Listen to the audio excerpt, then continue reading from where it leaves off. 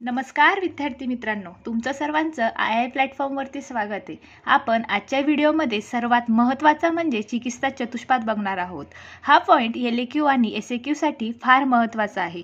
यामध्ये चिकित्सा चतुष्पाद म्हणजे आपल्याला ट्रीटमेंटसाठी 4 पाद हे फार महत्त्वाचे असतात। यामध्ये सर्वात महत्त्वाचा हा श्लोक आहे, तो सर्वांनी पाठ करणं फार गरजेचं आहे। यामध्ये आपण श्लोक बघूया। भीषकम द्रव्य उपस्थता रोगी पादचतुष्टयम चिकित्सस्य निर्दिष्टम प्रत्येकम चतुर्गुणम। म्हणजे एखाद्या रुग्णाची आपल्याला चिकित्सा करण्यासाठी चार पाद हे महत्त्वाचे आहे। त्यामध्ये पहिला म्हणजे भीषक, दुसरा म्हणजे द्रव्य, तिसरा म्हणजे उपस्थता आणि चौथा म्हणजे रोगी। कुठले कुठले? पहिला म्हणजे भीषक म्हणजे वैद्य, त्यानंतर द्रव्य म्हणजे औषधी द्रव्य, त्यानंतर उपस्थता म्हणजे परिचारक आणि रोगी म्हणजे पेशंट। आपल्याला जर चिकित्सा करायची म्हटलं तर ह्या 4 गोष्टी फार महत्त्वाच्या आहे। यामध्ये जर आपल्याकडे औषधी नसल्या किंवा रोगी नसला किंवा यापैकी एकही गोष्ट नसली तर आपण चिकित्सा करू शकत नाही। तर यामध्ये आपल्याला प्रत्येकाचे 4 गुण सांगितलेले आहे। असे मिळून आपल्याला प्रत्येकाचे 16 गुण लक्षात घ्यायचे आहे। त्यामध्ये सुरुवातीला आपण विषयक गुण बघूया, म्हणजे वैद्याचे गुण बघूया। यामध्ये वैद्य हा दक्ष, त्यानंतर तीर्थार्थ शास्त्रार्थ, दृष्टकर्मा आणि शुची। दक्ष म्हणजे वैद्य हा सतर्क असला पाहिजे, म्हणजे कुठली जर इमर्जन्सी कंडिशन आली तर त्यामध्ये वैद्याला हा सतर्क असला पाहिजे। त्यामुळे हा एक गुण भीषकामध्ये असणं फार गरजेचं आहे। त्यानंतर तीर्थार्थ शास्त्रार्थ म्हणजे गुरुकडून त्याने शास्त्राचे ज्ञान ग्रहण केले पाहिजे।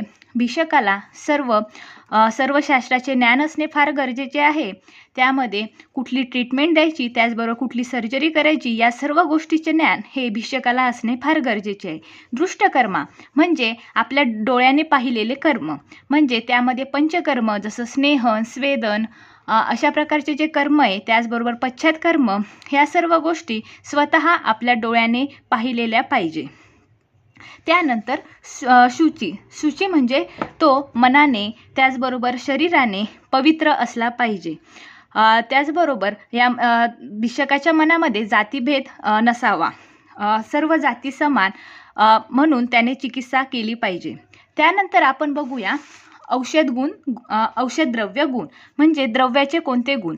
तर द्रव्याचे 4 गुण सांगितलेले आहे। त्यामध्ये बहुकल्पम, बहुगुणम, संपन्नम आणि योग्य। बहुकल्पम म्हणजे आपलं द्रव्य हे आपल्या द्रव्याचे स्वरस, कल्क, क्वाद, हिम, फांट, त्याचबरोबर आपल्याला त्या कल्पाचे तेल सिद्ध करता आले पाहिजे। म्हणजे एखाद्या कल्पापासून आपल्याला त्याचे खूप सारे कल्प तयार करता आले पाहिजे, हा गुण असणं फार गरजेचं आहे। त्यानंतर बहुगुणम म्हणजे आपण जे औषध तयार केलंय ते औषध हे अनेक गुणांनी युक्त पाहिजे। म्हणजे जर औषध हे आपल्याला प्रत्येकाच्या प्रकृतीनुसार देता आले पाहिजे, त्याचबरोबर त्यामध्ये ते सर्व गुणांनी युक्त पाहिजे। त्यानंतर संपन्न म्हणजे त्या औषधाची पोटेन्सी ही चांगली पाहिजे, म्हणजे ती चांगल्या रीतीने साठवलेले पाहिजे किंवा फार जुने किंवा असे किडलेले नकोय। त्यानंतर योग्य म्हणजे आता कोणतं औषध कोणत्या रुग्णासाठी योग्य आहे हे आपण त्याच्या रुग्णाच्या वय, काल आणि त्याच्या शक्ती किंवा त्याच्या अवस्थावरून आपण ठरवू शकतो। म्हणजे बालावस्थामध्ये त्याचबरोबर वृद्धांमध्ये कोणतं औषध द्यायचं हे आपण त्याच्या वयानुसार आपण ठरवू शकतो। अशा प्रकारे औषध द्रव्याचे हे 4 गुण आहे। त्यानंतर आहे परिचारक हे अनुक्त म्हणजे प्रेमळ असणारा पाहिजे, रुग्णावरती प्रेम करणारा असला पाहिजे। यामध्ये रुग्णाविषयी कुठलाही द्वेष नको आणि तो रुग्णावरती प्रेम करणारा पाहिजे। त्यानंतर शुची म्हणजे क्लीननेस, म्हणजे परिचारक हा अंतर्बाह्य स्वच्छ असावा, त्याचबरोबर त्याचे मन हे निर्मळ असावे। आणि जर आपण हॉस्पिटलमध्ये ट्रीटमेंट घेतोय म्हटल्यानंतर आपलं हॉस्पिटलचं हे आजूबाजूचं वातावरण ते सुद्धा स्वच्छ आणि निर्मळ असावं। त्यानंतर तिसरा तिसरा गुण म्हणजे दक्ष. परिचारक हा दक्ष असावा. म्हणजे जर इमर्जन्सी सिच्युएशन आली किंवा रात्रीच्या वेळी जर हॉस्पिटलमध्ये डॉक्टर वगैरे नसले तर परिचारकने त्यावेळी परिचारकला त्वरित हालचाल करता यावी, म्हणजे त्वरित हालचाल करता यावी असा गुण परिचारकमध्ये असणे फार गरजेचं आहे. त्यानंतर बुद्धिमान पाहिजे. म्हणजे संकटकाळी स्वतः लवकर निर्णय घेण्याची क्षमता ही परिचारकमध्ये असावी. जेव्हा आजूबाजूला डॉक्टर नसतात तेव्हा परिचारकने पेशंटची कंडिशन बघून लगेच निर्णय घेण्याची क्षमता ही परिचारकमध्ये असली पाहिजे.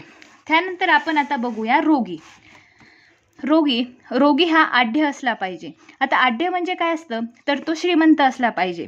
म्हणजे जर आपल्याकडे तो ट्रीटमेंट घेण्यासाठी येतोय तर त्यासाठी लागणारा खर्च, औषधासाठी लागणारा जो खर्च आहे तो घेण्याची त्याची क्षमता असली पाहिजे.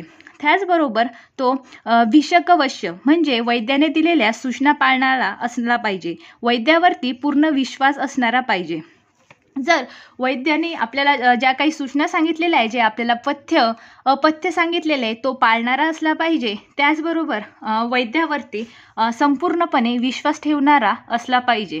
त्यानंतर रोगी हा ज्ञापक असला पाहिजे. आता ज्ञापक म्हणजे काय तर आपल्या शरीरातील जे काही बदल घडत आहे त्याचबरोबर आपल्याला जो त्रास आहे तो आपल्याला वैद्यांसमोर मांडता आला पाहिजे. त्याचबरोबर स्पष्टपणे सांगता आला पाहिजे. अशा प्रकारे रोगी हा ज्ञापक पाहिजे.